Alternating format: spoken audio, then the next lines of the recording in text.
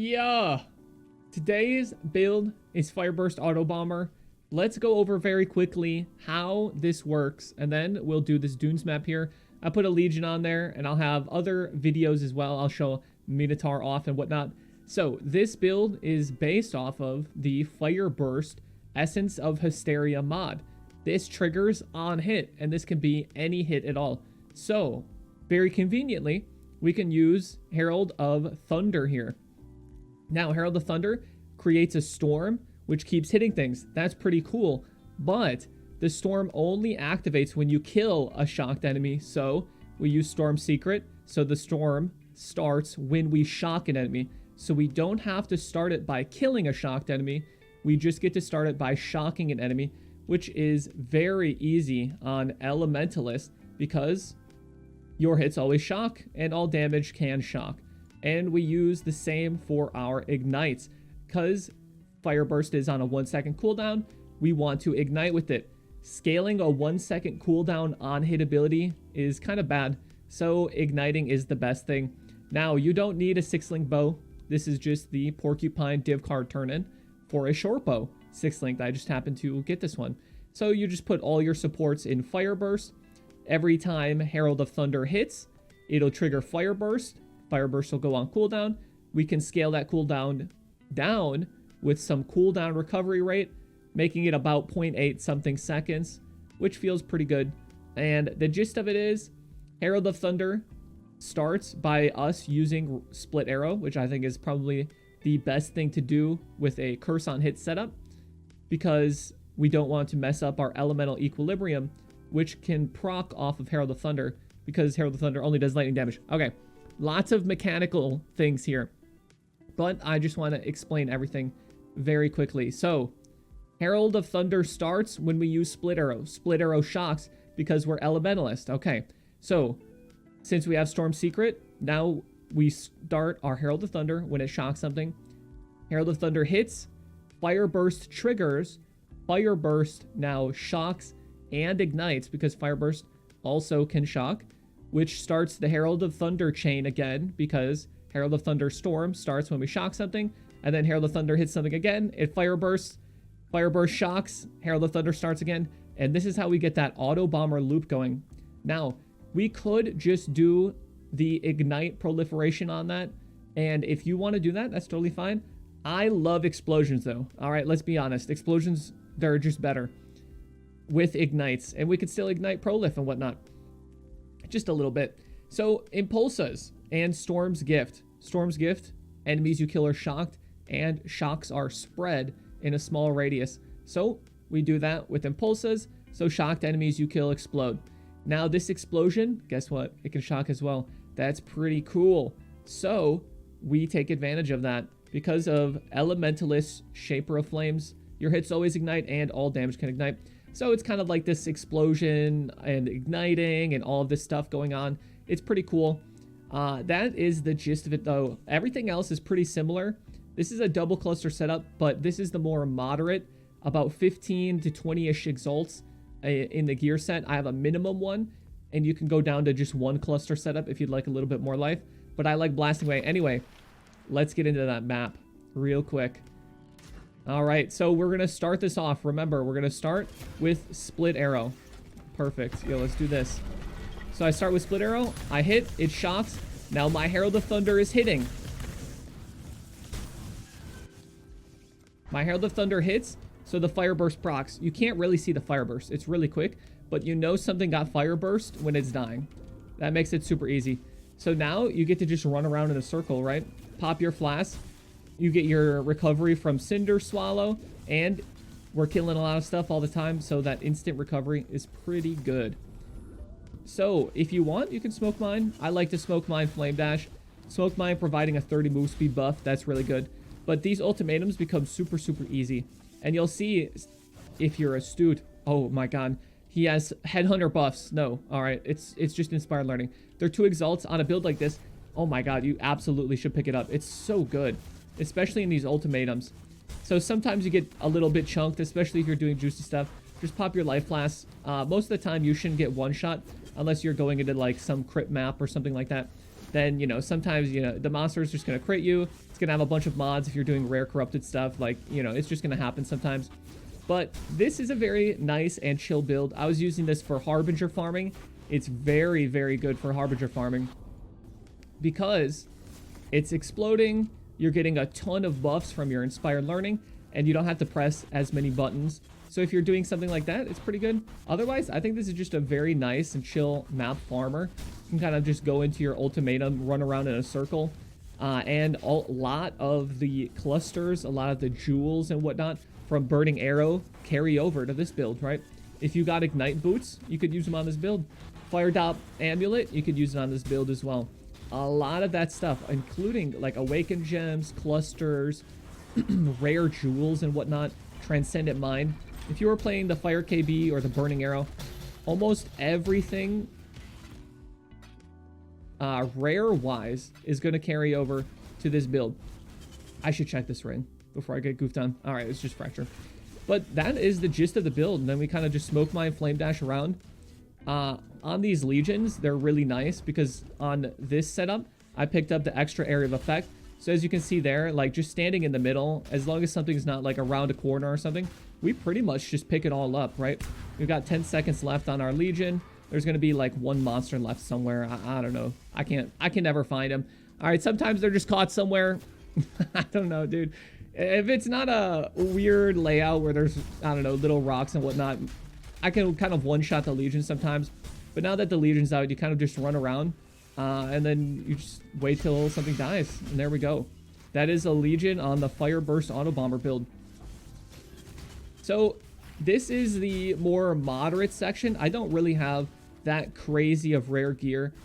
Starting it out on the budget, your damage is going to be about the same if you go the Convergence route. The biggest thing I have right now is just Awakened Hex Touch. And that's about as much damage as 3 to 4 points. But the single target's not bad. The clear, really good. Not having to press buttons is pretty cool. I know a lot of people kind of look for builds like that. And this is the perfect build for not pressing buttons and clearing your maps. It's very nice. I think this is a little bit better than those Death Oath builds. Just because our explosions are much better. And our single target damage is much better as well. Since we get to take advantage of igniting. We get a lot of bonuses from Edziri's Promise. Gaining elemental damage as extra. And then all of our, you know, supports and whatnot, whatever else you can scrounge up on here. And then just scaling ignites is really powerful right now because of Elementalist node. It's just, it makes it so easy and so free. You get so much area of effect from Heart of Destruction as well, 60 AoE. It's really hard to get a lot of AoE on your tree or even on clusters now, even if you're power charge stacking. But you just get a free 60 and then you get 30 more elemental damage. That's really, really good. Otherwise, you can take the shield. But let's talk about our gear really quickly. I'll talk about this later, but in the POB, I do have a how to craft a really good bow. A really good bow is going to look something like this, where you just have +1 socketed gems. That does not apply to your fire burst.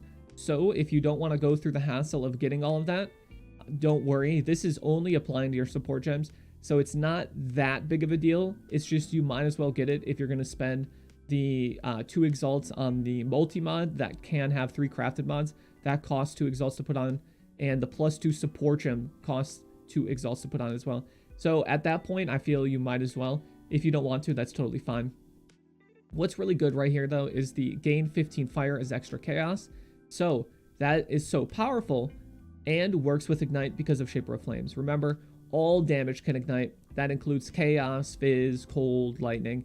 Every single damage source you can get is going to ignite. So we take advantage of that and ignite with some extra chaos damage. Our quiver, a thing like this costs like nothing right now. These quivers are dropping like candy, apparently. You can get like 90 life and a ton of resistance, right? 130 total resistance. You can get it for like 10 chaos. You can go down a little bit, get a little bit less. These quivers, super cheap. And this is why we go the bow route. The staff route, it's cool. You can get a little bit of block. I tried, and I did. I went max block, but you don't really have access to life on block unless you do some weird shenanigans on the staff. So you're kind of just glancing blows for a little bit of damage reduction, which isn't bad, but then you have to make up all of this resistance on every other piece, and you lose 100 life roll. It's kind of just a pain. And then you don't get to use split arrow, which is actually pretty cool. So this is why we go the bow route. The bows, they kind of suck for damage, but that's okay because we'll have enough damage. If you want to go the staff route, feel free. You can roll some pretty sick fire.multi fire damage rolls on there. It's just a lot more difficult to get a good staff one going than it is to get a good bow build going because it's so free. You get to use so much resistance and life on your quiver, and you can be fancy and get some extra stuff on here if you want. You could get a pierce base for your split arrow to make it easier to apply your curses and whatnot. Our helmet is going to be Eye of Malice, so there's a chance to inflict cold and fire exposure. That's pretty cool. That is where we get our exposure from. But this very important line here, all right, please listen up. Nearby enemies have 50 increased fire and cold resistance. So that sounds bad, but if you increase a negative, that's good. We are giving them, for example, minus 100 fire resistance. If I increase that minus 100 fire resistance, right, it's negative. If I increase a negative, if I increase your debt, that is good for the banker, bad for you, right? If you're having your debt increase, and it's bad for the monster, good for us if they're having their negative fire resistance increased.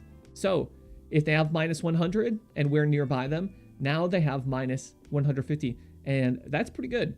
So we take advantage of that as much as we can. Our amulet, fire.multi, life res, storm secret we talked about. Replica Emberwake, it is expensive, but here's the thing. For single target, you can use a good rolled normal Emberwake, and it is just about as good in the ignite calculation. The only thing is, your fire burst has to hit twice, so it does take a second to get that full damage out, and that's why Replica Emberwake in the end is better, but normal Emberwake with a perfect or near perfect roll is just as good as well. Don't feel bad for using it. It's just going to take an extra fire burst hit for you to start getting that full DPS out of your ignites. Our boots, cooldown recovery or fire.multi.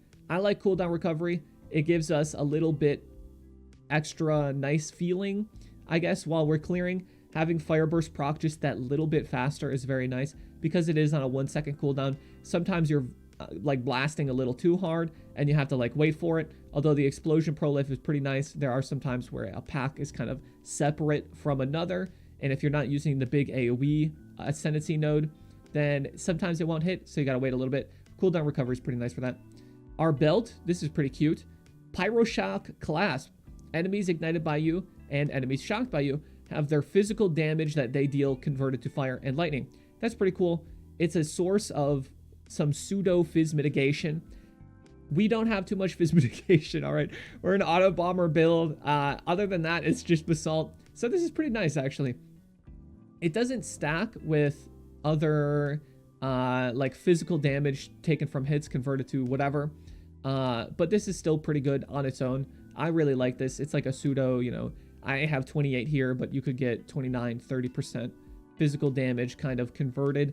This is especially helpful just, you know, for whatever random monsters and whatnot, because most things are going to be ignited and shocked, because everything we do can ignite and everything we do can shock, right? Herald of Thunder hits, they're ignited and shocked. So that makes it super, super nice. Like we talked about before, Storm's Gift and Impulses setup. You absolutely need these 2 items. Your Impulses can be a 4-link until you get an Awakened Hex Touch. This Awakened Hex Touch needs to be level 5 to apply an additional curse. Before then, if you want, you can grab the Whispers of Doom, but I found, and it might be different for you, it might be the same for you, that the Whispers of Doom is it too much more damage than just grabbing these 4 nodes here. So it is up to you at the end of the day whether you want to use that Whispers of Doom until you get Awakened Hex Touch. The Awakened Hex Touch is pretty nice. It's not completely necessary. It just adds about like 400,000 damage to our end game DPS, which is pretty good. But like, it is really expensive, right? It's 15 Exiles. So just don't get, like, if you're scrounging for money, like, don't worry about it. It's totally fine. You don't have to have this. It was just like, I might as well, right? I might as well get it. But then I look at my bow and it's like, what am I doing? Spending 15x on Awakened Hex Touch, you know, whatever. It is what it is. All right. But this is how easy your bow is. All right. Use your bow to cap your res if you want. Okay. It's super cheap to start this. Impulses is not expensive. Storm's Gift is super cheap. You can just throw Essence of Hysteria. I have a minimum gear for farming like T16 red map ultimatums and then being able to do like your conquerors.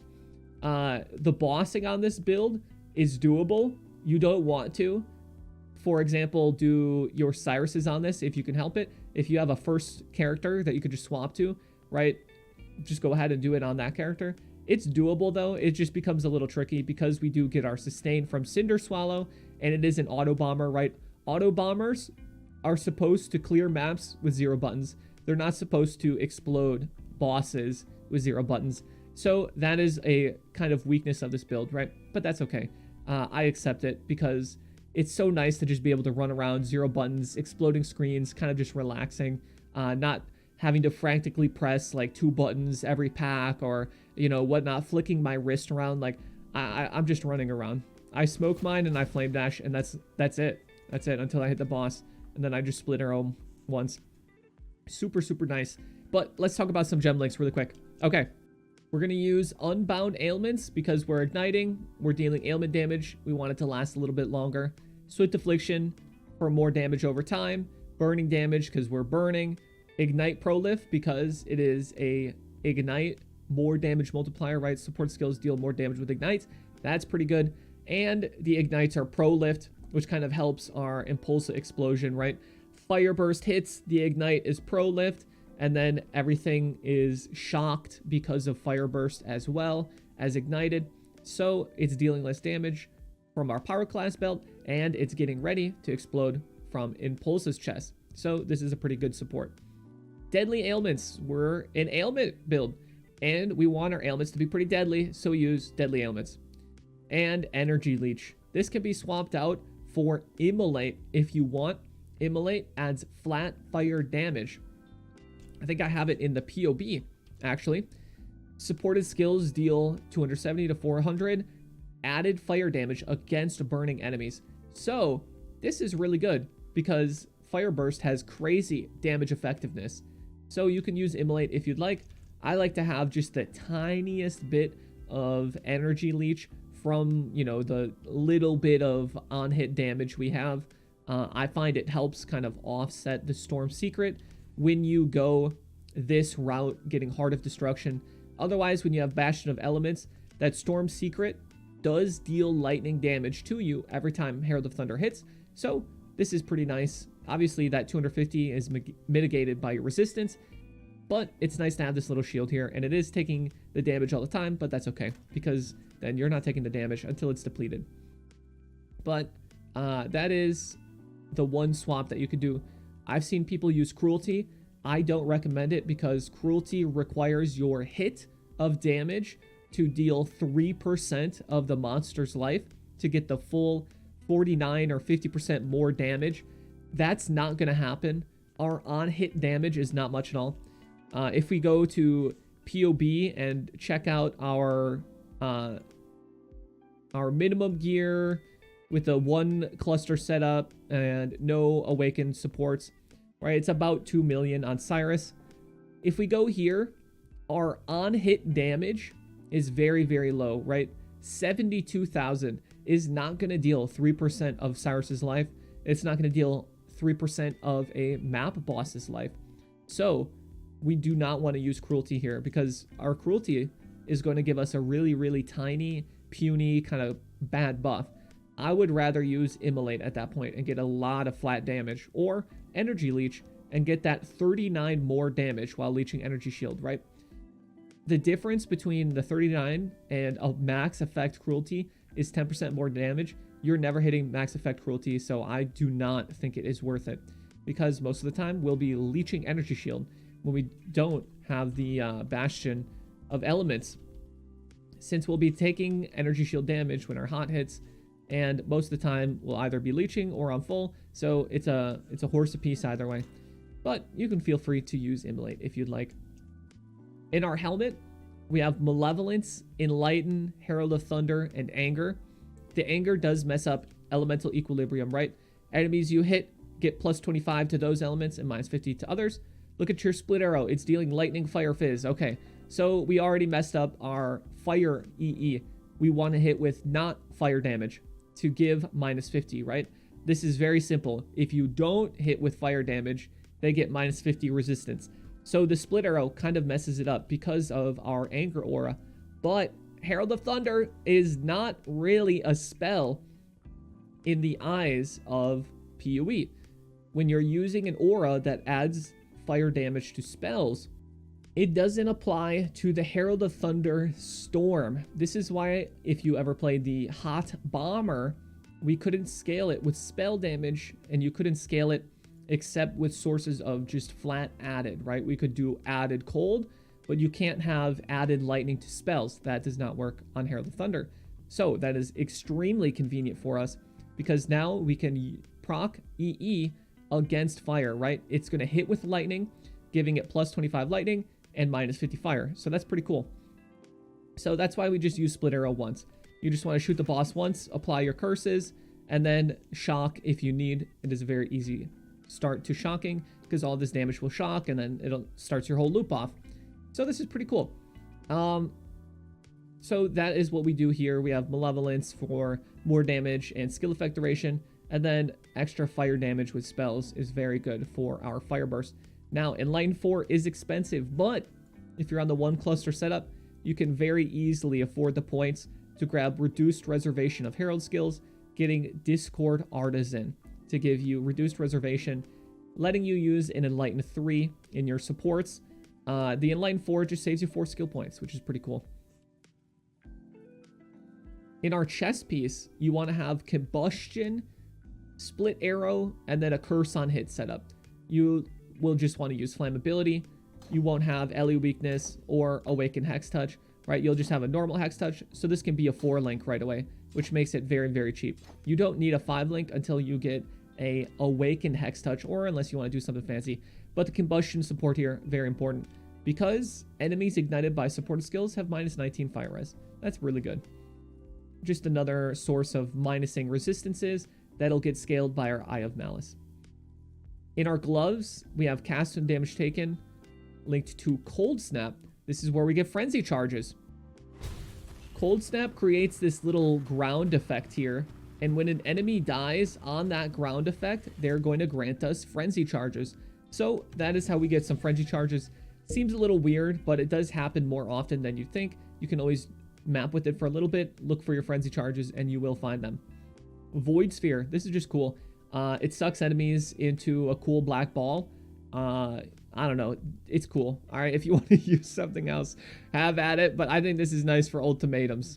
And then Immortal Call, just for a little bit of extra, less damage taken. Sometimes when you're using Inspired Learning, sometimes you get some endurance charges too. That's pretty cool, because then it lasts longer and you take less fizz damage. We have Flame Dash, Smoke Mine. These should be linked to Second Wind, but I was doing some Cast on Death Portal meme, because I was doing Delirium Mirror farming in the Harbinger zone. Sometimes you kind of just get one shot, and I wouldn't want to lose my Delirium Mirror. So I used Cast on Death Portal, because then I don't lose my Delirium Mirror progress. The tree is going to be double cluster setups.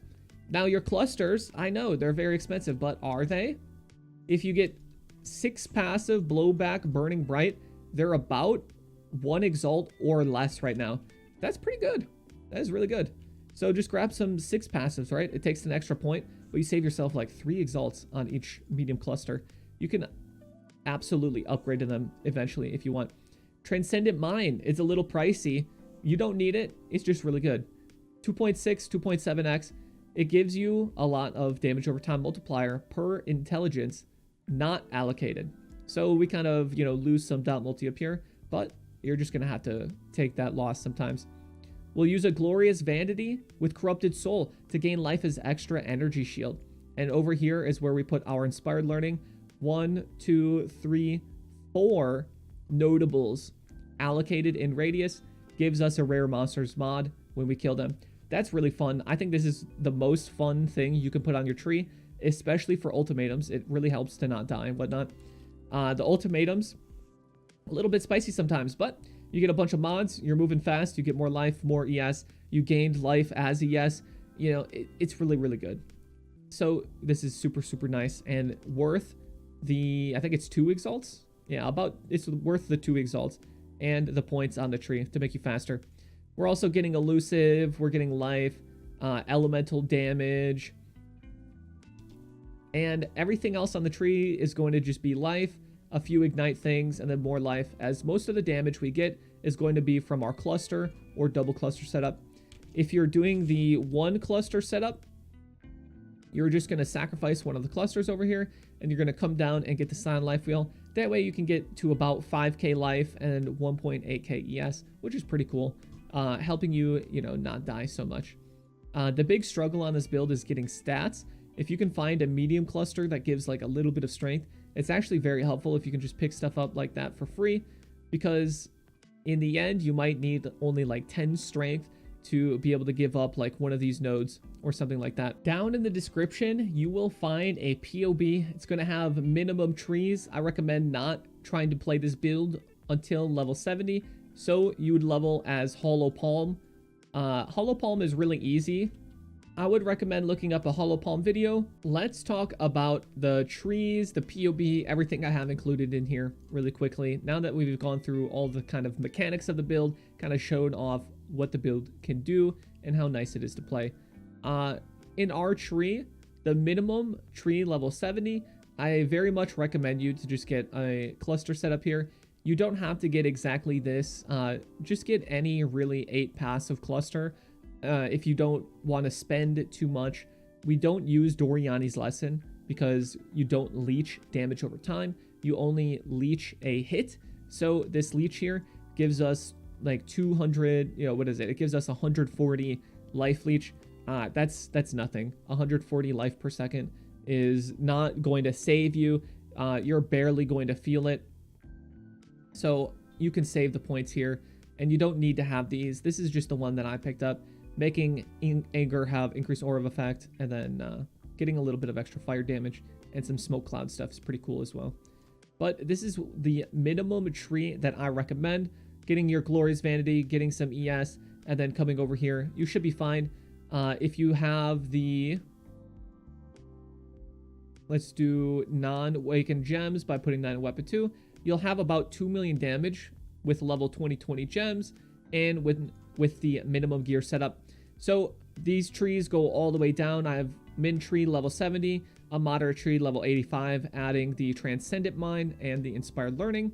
And I have the end game 1 cluster where you get a lot more life, less damage, and then the end game double cluster setup where you have 4 mediums, 2 larges, and you lose some life, but this is what I was running. it gets a lot more damage. It makes it very nice, very smooth, and I like popping those legions really fast, killing those generals fast as well. So we have our skill section here with all of the different setups and whatnot, little notes, you know, check notes. You can swap to frenzy on bosses for your frenzy charges, get your awakened gems. As you can see here, even in this one cluster setup, if I put this on weapon 1, we go from 2.2 to 3.1, almost a 1 million damage difference by just having awakened gems, right? That is such an insane amount of your damage that comes from having awakened gems. And that's on the minimum gear setup. All right, Porcupine div card. It's a low dex requirement, easy to color bow. And we have all of these skills, or all of the gear here. Minimum gear is about 10 exalts. Moderate's going to be about 20. Most of that coming from replica Emberwake and some nice and better rares and whatnot, right? Crafting this bow is going to be about 5 something. Replica Emberwake's like 4 something. So that's kind of where the big price hike comes from.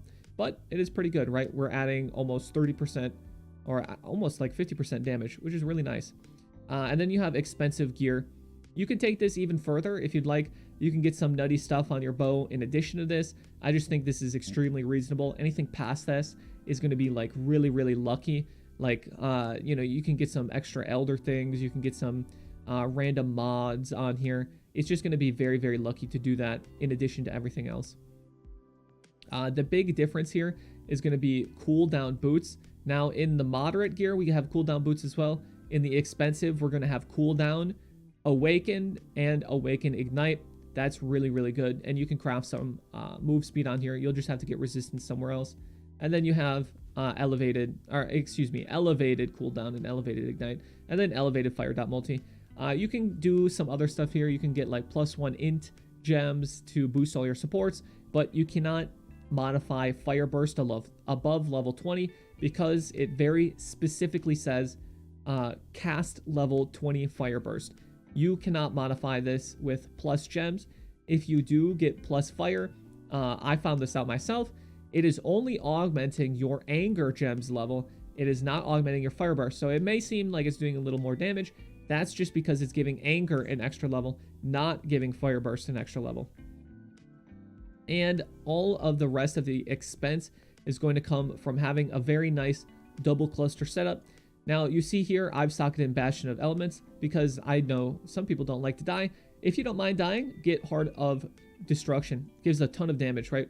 We're getting up to 7.8 million there. So we drop that, get a lot of damage. It's pretty cool. On top of Awakened Gems, you can get very close to 10 million with the expensive, you know, this is 10 million. Cyrus DPS, Exposed to Fire, Shocked, Burning, Ignited, and we have Convergence, right? Nothing, you know, shenanigans here. Just very, very easy and simple stuff going on. Anyways, this is the Fireburst Autobomber. I had a lot of fun playing this. I can tell this is going to be a build that a lot of people will enjoy. The no button playstyle is pretty nice. Anyways, like and sub. If you yoink the POB, yo, hit me back up somehow, all right?